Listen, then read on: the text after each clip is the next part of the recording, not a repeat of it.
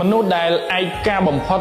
គឺជាមនុស្សដែលមានទឹកចិត្តល្អបំផុតមនុស្សដែលលំបាកចិត្តបំផុតគឺជាមនុស្សដែលមានស្នាមញញឹមស្រស់ស្រាយបំផុតមនុស្សដែលជួបរឿងរ៉ាវឈឺចាប់នៅក្នុងជីវិតខ្លាំងបំផុតគឺជាមនុស្សដែលមានទឹកចិត្តល្អបំផុតហើយសំណួរសួរថាហេតុអីគឺដោយសារតែគាត់មិនចង់ឲ្យមនុស្សជុំវិញខ្លួនរបស់គាត់ជួបរឿងរ៉ាវ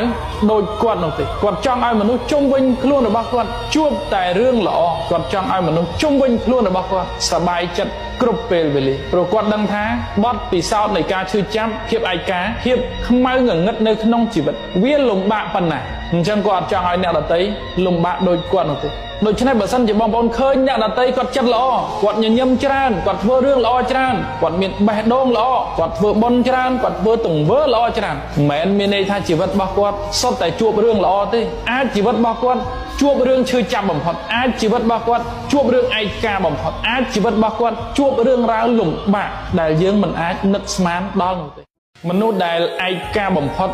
គឺជាមនុស្សដែលមានទឹកចិត្តល្អបំផុតមនុស្សដែលលំបាកចិត្តបំផុតគឺជាមនុស្សដែលមានស្នាមញញឹមស្រស់ស្រាយបំផុតមនុស្សដែលជួបរឿងរ៉ាវឈឺចាប់នៅក្នុងជីវិតខ្លាំងបំផុតគឺជាមនុស្សដែលមានទឹកចិត្តល្អបំផុតហើយសំណួរសួរថាហេតុអីគឺដោយសារតែគាត់មិនចង់ឲ្យមនុស្សជុំវិញខ្លួនរបស់គាត់ជួបរឿងរ៉ាវ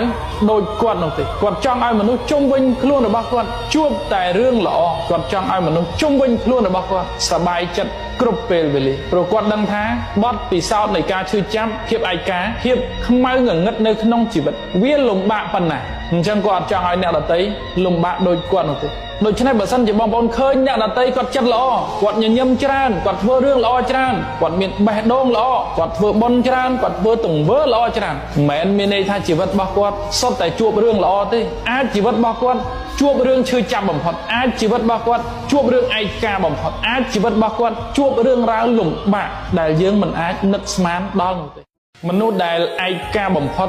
គឺជាមនុស្សដែលមានទឹកចិត្តល្អបំផុតមនុស្សដែលលំបាកចិត្តបំផុតគឺជាមនុស្សដែលមានស្នាមញញឹមស្រស់ស្រាយបំផុតមនុស្សដែលជួបរឿងរ៉ាវឈឺចាប់នៅក្នុងជីវិតខ្លាំងបំផុតគឺជាមនុស្សដែលមានទឹកចិត្តល្អបំផុតហើយសំណួរសួរថាហេតុអីគឺដោយសារតែគាត់មិនចង់ឲ្យមនុស្សជុំវិញខ្លួនរបស់គាត់ជួបរឿងរ៉ាវ